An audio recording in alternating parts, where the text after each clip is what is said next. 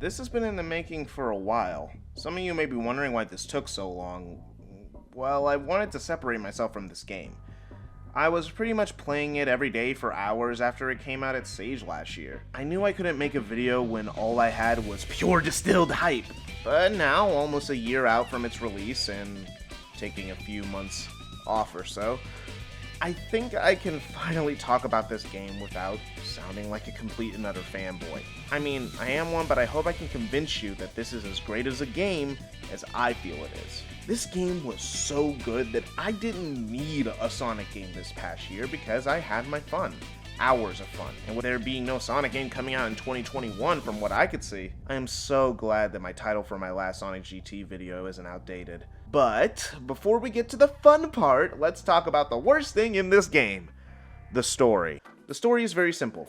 Ray has been kidnapped by Eggman, and Mighty and Sonic are going to go save him. Boom, plot ends there. It's the things in between that irk me. The dialogue isn't so good. Sonic is ever so slightly out of character. Like, there is this spot in the story where you have to talk to Shadow, and Sonic makes a joke about how he wished Shadow stayed dead, which has me geeking because Sonic would never say that. He likes Shadow. They may have a light rivalry, but he would never wish Shadow dead. He was glad to see him in Heroes. Bruh, Sonic Forces had a better Sonic and Shadow interactions than this game. It's just really weird and as out of place as Sonic saying, kick his ass. Oh wait, he did say that. So, the story is basically voice acted fanfiction, but let's talk about the voices. The voices are good, at least to me. A lot of people in my Discord would like to disagree with me, but the voices are fine. Sonic, Shadow, and Mighty are all voiced by the same guy, and they sound different enough for me that I didn't know they were until I was told. Tails is fine, Ray is fine, Eggman is an okay Mike Pollock impression. It's all just fine. It's not blowing me away, but hey, I'm glad they put the effort in. I can at least give them props for that. But now let's get to the part of the game that matters most. You know? The game. Yeah, sorry you had to sit through all that, but now we get to talk about pure and unadulterated gameplay and level design for the rest of the video. And spoiler alert, it's really good. First, let's get into what you can do. In this game, you can homing attack, stomp, bounce, spin dash, drop dash, trick, use elemental shields with the use of the drop dash button, except for the bubble shield because, you know, the bounce bracelet exists. Break, and wall run like this is motherfucking Lost World. If you want more details about a lot of these moves, go check out my previous Sonic GT video, Sonic GT from Master Masterclass. With the shameless plug over, I just want to say, god damn, those are a lot of moves. I mean, I love that, but I've seen many people pick up the game and have no idea what they're doing.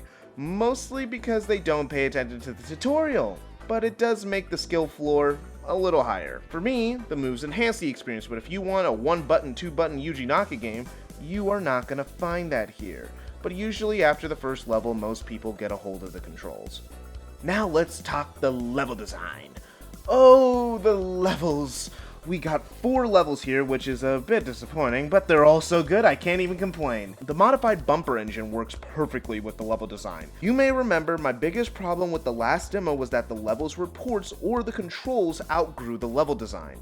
Now I feel the controls have outgrown the design. It's still really fun, but it feels like the level needs to be bigger in general now. I don't have to worry about that here. There is so much level that if you think that these levels are too small, I'm gonna need to see what games you are playing because this is huge. See, Yuji Naka, this is how you do it. This is how you improve over criticisms received over an old demo. You make a better game. But I digress. It feels like an evolution of the classic gameplay with adventure level design. Because what do you think when you think perfect Sonic gameplay? A balance of speed, platforming, and exploration. We've been talking about this for a decade now. That's what this game has. Let's just talk about each stage one by one. First up is Ocean Paradise. The first thing you notice about this stage is that there are just so many places to go. Because this is the first level, it's the easiest and that makes it the most open. There's never a moment where you're locked on a path. If you want to go to the bottom pathway, jump down there. If you want to finesse your way to the top path, you can. A thing that I think is missing from a majority of even the adventure games levels is the combination of pathways. I think the best example of that being done in 3D is modern Seaside Hill from Sonic Generations, and maybe a few other levels in Generations, but it hasn't been done in 3D that often. Here, that's the game! The whole game is about using momentum to transfer pathways to keep yourself at top speed for a whole stage. Cause, let's be honest, that is the goal even if you aren't speedrunning. And how do you find the fastest pathways? By exploring the level. But what would stop you from going fast? Platforming. It all flows into each other, not to only make a well-designed stage, but a well-designed game. Anyway, Ocean Paradise is a great level with good underwater sections, multiple pathways, and it's just a great introductory level overall. Next up is Hilltop. This is my favorite level in the entire demo. It has earned it, like, holy shit, how far has this level grown from that first demo? It's like a legitimate different level, and I love it. It's so much better than the original. This level's main quirk is adding lava and bottomless pits as hazard. It's fair for technically the halfway point of the game, but game design wise it forces you to learn how to use momentum and speed to get places. Unlike in Ocean Paradise, there are tons of pathways that you can't reach unless you have the speed to reach them. In Ocean Paradise, even without a deep knowledge of the level, you can stay on the middle pathway.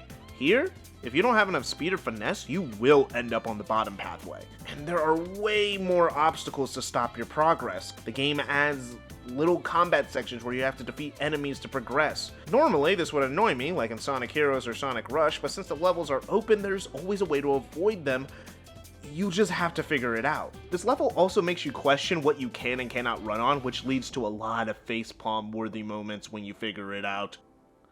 But, you know, this game's got me thinking, and I wonder what my friend Lemon thinks about this game. Hey, Lemon. For me, Sonic GT just shows the potential of the core idea of a Sonic game. We know Sonic's gameplay is described as fast-paced platforming, and we've seen this core principle try to be achieved in a variety of different ways, some more successful than others. The classic games are arguably the ones that successfully balance speed and platforming the most, but even those games do suffer from the problem of running into hazards since you were moving too fast to see them coming. But on a whole, it worked incredibly well, and the use of momentum in the games made speed something to be achieved and not just given to the player. The adventure games kept these fundamentals for the most part. Momentum is still present in the games and speed is still something that needs to be achieved. However, we start to see a lot more automation than the classics, like the big set pieces where you just hold forward, the abundance of boost pads, and things like the spin dash being able to be spammed in SA1. However, the game still provided a great sense of speed and for the most part followed on from the traditions of the classics. 06 is where things truly did go south. No momentum at all was implemented into the game, resulting in all speed achieved in the game having to come from things like boost pads. This completely goes against the core mechanics of the classics and even the adventure games. So after that train wreck, Sonic Team reinvented the formula with the boost gameplay and changed things.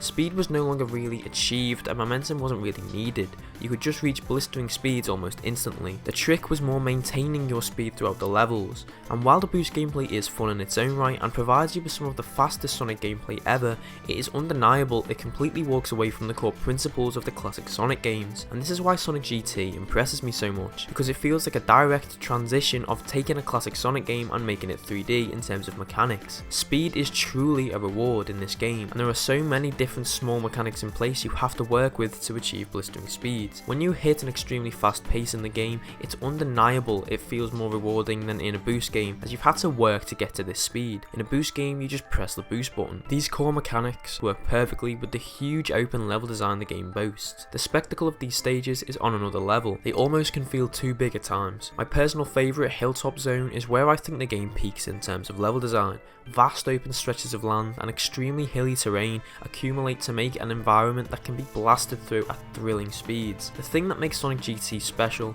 is we will never see anything like it officially, not only because of the recent games' dwindling budgets, but more so the fact that recent official games were made to appeal to kids first and fans second. Sonic GT doesn't care about appealing to kids and making things easy and accessible.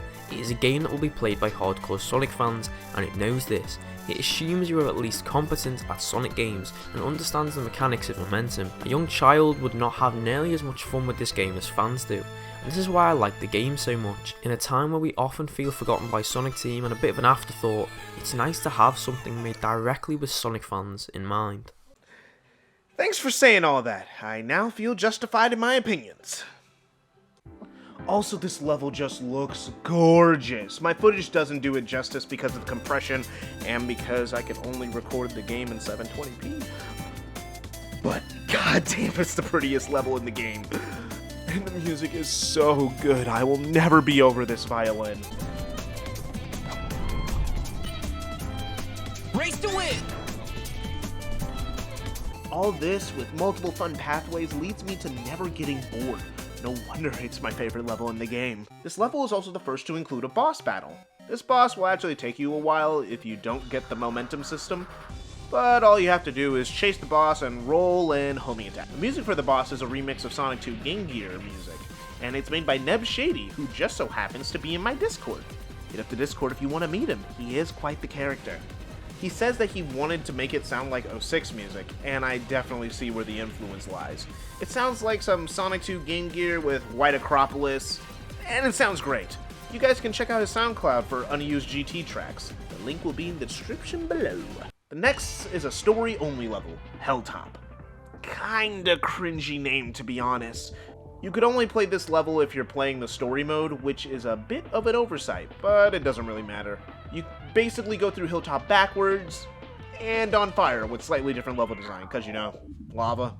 Overall, pretty short, but a nice surprise when playing the story mode.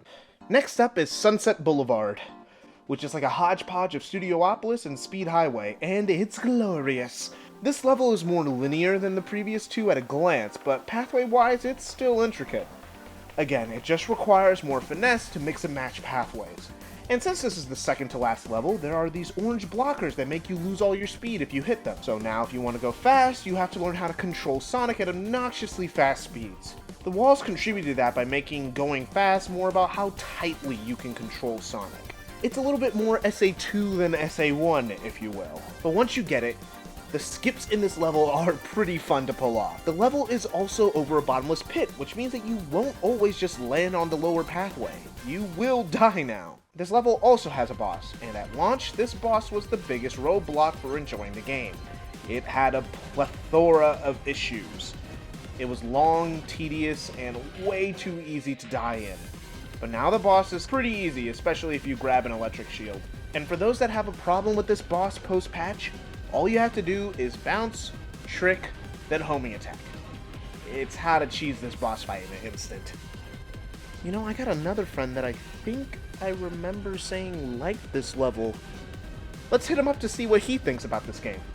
I think a lot of Sonic fan games just feel like tech demos where you have a good moveset and controls but no full levels to try them out in. And I mean there's nothing wrong with that, but nonetheless, this is where Sonic GT picks up the slack. It doesn't just have relatively comfortable controls and useful fun moves, but also 4 full levels to play in and show what this version of Sonic is capable of. It helps that the levels themselves are great to play. While not the most platforming heavy, they have a good sense of speed while not devolving into the hold forward to win territory. They also have plenty of paths and exploration with hidden secrets to find, and they still do a good job guiding the player forward so that they're not confused. The only exception I could think of was maybe one part of Hidden Base where I wasn't sure where I was going, but that's about it. On the topic of level design, my favorite level would have to go to Sunset Boulevard. Sunsets are pretty, what can I say? And the level is also reminiscent of Speed Highway from Sonic Adventure, City Escape from Sonic Adventure 2, and even Studiopolis from Sonic Mania, but despite that, it still feels plenty fresh.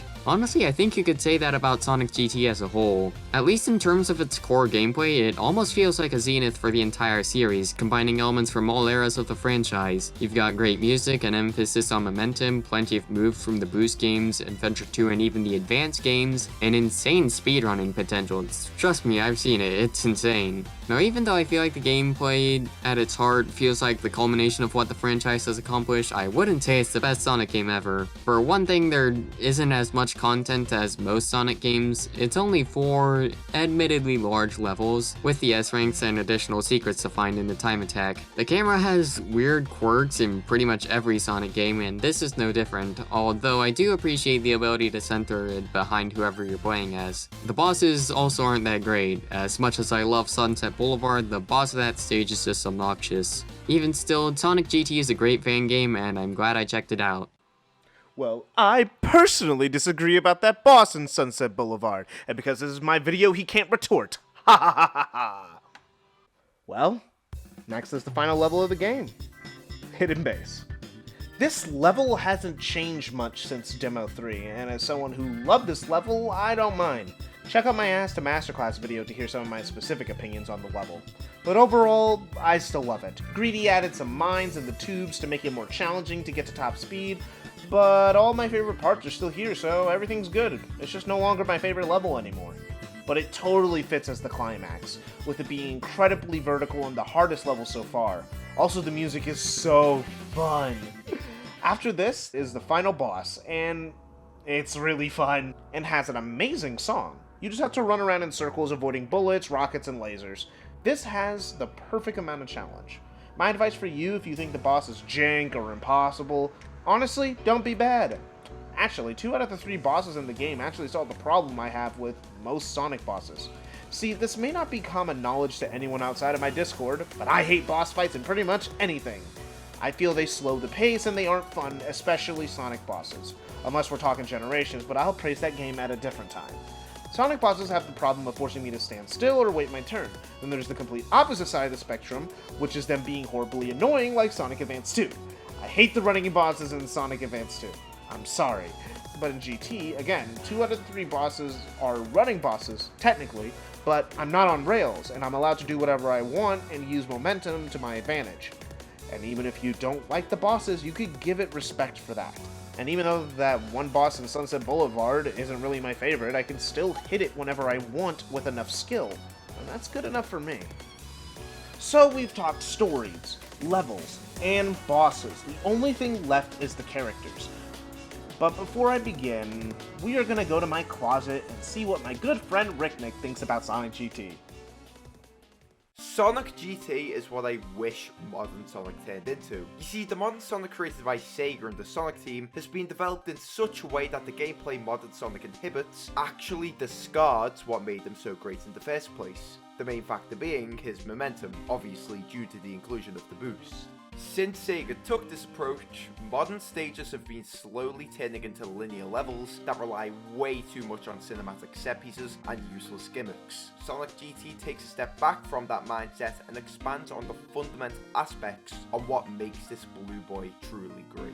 For starters, Sonic GT has a variety of characters that all have cool and different ways to interact with the environment that surrounds them. This is one thing that reeled me into a lot of older Sonic games. A variety of characters makes a game appeal to a wider audience. Modern Sonic games don't have this variety anymore, and it's a shame no one talks about it. By the way, I know the Werehog and Classic Sonic exist, but you're kinda forced to play as them. My point is that you should have a choice on how you would like to play, rather than being trapped into one or two styles. Unlike modern titles today, Sonic GT caters to a variety of playstyles. If you want the intense, fast-paced fun every good Sonic game needs, go Classic Sonic, or do you like to be more cautious to guarantee a personal best on your time attack? Well, I'm sorry, there's no one like that. Oh wait! Shadow's a thing! My personal favourite character has to be Metal Sonic, as he has the most balanced gameplay, in my opinion. And remember how I was whining like a little baby about how the boost formula ruins Sonic games? Metal Sonic fixes it, and improves it tenfold. Instead of using the boost gauge, Metal instead depletes his rings for the boost, creating a sort of risk-reward scenario. Yeah, you could use the boost constantly, but you want to risk standing on a minefield or getting shot with a projectile or denting your perfectly rounded metal head when you have no rings? Then again, I'm sure Eggman has insurance for that, but the risk is still there. Another thing I love about this game is the levels. Each one feels like a completely organic skate park. It sounds weird, I know, but if you play the game, that odd comparison makes sense. Oh, you know, maybe I'm just being an idiot, but what do I know, you know? My favorite level has to be Hilltop Zone. I love how the cool blue and greens of the surface contrast with the intimidating orange glow of the lava. Also, I think that the level has the best open gameplay, but not too open that it seems barren.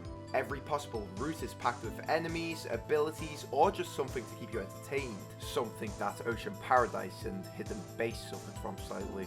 The approach Hilltop took is very different to the other levels too, by focusing on a more vertically expansive but narrow layout, rather than having the whole level expand, which surprisingly works. It cuts out the barrenness while keeping the level fun and busy. Also, I forgot to mention that Hilltop has an amazing theme. Let me tell you, Lotus should start a restaurant for years because that song was was delicious. In short, Sonic GT is modern Sonic's potential at its finest, and it's a game held near and dear to my heart for personal reasons, and for the fact that I opened my eyes to what a fan game, even a Sonic one, can achieve.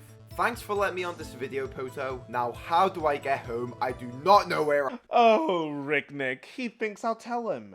Anyway, as Ricknick stated, there is a plethora of characters. Sonic, Mighty, Shadow, Ray, and the Unlockables, Classic Sonic, Metal Sonic, and the broken and glorious Super Sonic. Ricknick already talked about the boost and formula inspired of Metal Sonic, so I'll take the rest. But if you want my opinion, I really think it is a perfect compromise for the boost formula. The ring drain was genius. Anyway, time for a character roll call. We got Sonic! He's pretty vanilla. He has a drop dash as a special move, and has the best momentum homing attack. And that's about it. He is one of my favorites though. If it ain't broke, don't fix it. Mighty is pretty similar, as a Sonic recolor should be, but his drop dash goes straight to the ground, so you get less airtime when you use it. So it's hella useful. He also gains speed the best when rolling, and is invincible to bombs and hidden base because of his goated shell. And I think he is immune to other things. I just don't get hit that often to know. There is Shadow, and he is as basic bitch as you get. So I'm gonna have the king of Shadow speedrunning talk about how allegedly cool he is. Welcome all, AAA. Thanks, Poto. So, Shadow GT. It's an amazing Sonic Adventure-style platformer, which probably has been gone over multiple times before. That's really because it is. And Shadow really accentuates it, especially within his mechanics. Sure, he's not too different from Sonic or Mighty in terms of base moveset, but he has a weird special ability, which instead of being as useful as the flight, as rewarding as the ring boost, or just the also holy and mighty drop dash, you just get the chaos kick, which is just a better homing attack with more thematics. Oh, you stop time and slide over to your enemy menacingly, destroying them in one hit then flying away. As if the normal homing attack doesn't already do that, skipping all the theatrics and just instantly popping the enemy. However, the Chaos Kick has something more in store. Since Sonic GT is a great game, you stick to the ground if you're going fast enough, and if you slide on the ground during the Chaos Kick, then hit an enemy with a low hitbox, instead of flying upwards, you fly forwards, keeping most of your speed from the Chaos Kick, since that does go over 700 meters per second, even though your max is 343 meters per second. Still, it's a great way to go from 0 to 300 real quick, making him a great character for burst speed type gameplay, which I find to be the more fitting formula for Sonic Adventure 2, since in that game, you're constantly stopping to look cool and do a trick, jumping through a hoop, whatever to get the most points, while also trying to keep the speed for the run. Which is mainly why I feel Shadow fits the more Sonic Adventure 2 style gameplay than anyone else, which is amazing since he originated in that game.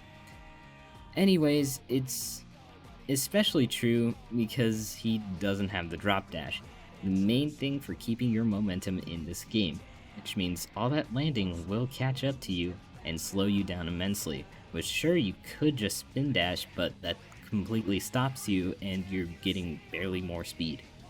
Point is, Shadow needs to scrounge for all the speed he can get, which ends up making his runs look a lot different from Sonic's. Shadow really makes you think about this game's mechanics and use everything to your advantage. Air dashing or tricking at the wrong time, stomping down a small hill, rolling more than you're supposed to. Sure, most of these characters deal with limitations like that, but never to the degree of Shadow because they have abilities to circumvent it. Shadow needs a low enemy or he can't use his ability to get speed at all. Now, this may sound tough, and it is. There's definitely some skill behind running Shadow. However, if you're able to push past the limitations and achieve a time that is faster than what is thought possible, then it's extremely satisfying. Take it from me, I run Shadow all the time. He's amazing to finally get new records with. Anyways, I'm gonna try to get out of here. There's a lot of people and I'm starting to get uncomfortable. Oh shoot, he's coming back. Goodbye and good luck. Cool. Anyway, if you want to compete with AAA, you can see him in my Discord. He's really good at everything from Sonic to fighting games, so I'm sure he would enjoy kicking someone else's ass. Classic Sonic is here. I know, I had a little PTSD myself when I saw the little shit, but It's cool, guys. He's completely optional, 3D, and fun. He has the highest top speed in the game, with the downsides of a nerfed homing attack and none of the extra moves the rest of the cast has. He is a blast to play, especially in Hilltop. Then there is Ray, and, well, have you played Sonic Mania? Well, he's that, but in 3D. And yes, it is as broken as you imagine. And last, but definitely not least, we have the GOAT, Supersonic. I may have kinda lied when I said Classic Sonic has the highest top speed in the game. The Golden God does. I am the king of the mountaintop. I reign supreme over everyone in this school. I am the golden god of this place. I reign supreme. He is so fast and invincible. The only negative is that he may be too fast. But hey, you picked him, so that's on you if he's too much hedgehog for you to handle. Also, there was a funny glitch at launch. I don't have footage of it, but Supersonic used to die if he got shot by enemies, even though he's supposed to be invincible. So he was just a really fast Sonic for a while there, with a time limit. But yeah, that's all the characters. And I feel this is a completely balanced cast for most playstyles. And I think this brings me to my closing statements. I said this game is a perfect compromise, and I meant it. It has the high speeds of the boost games, with the 3D of the adventure games, with the momentum of the classics. And the game does what I wish most Sonic fan games would do, and not play favorites. Classic and modern are both here, and I'm not even mad. And hell, I think it created the best idea for the boost formula I've seen in any fan game. Cause even though there are signs that says SA2 is habit forming, I don't feel alienated from this experience. I think any Sonic fan with a powerful enough computer should check this out. Hell, I'll even leave a download link in the description. And the game isn't even done yet. He seems to be working on some DLC for the game for this year's save. And I can't wait, cause this is a nice holdover until the next Sonic game, cause let's be honest, we aren't getting one this year.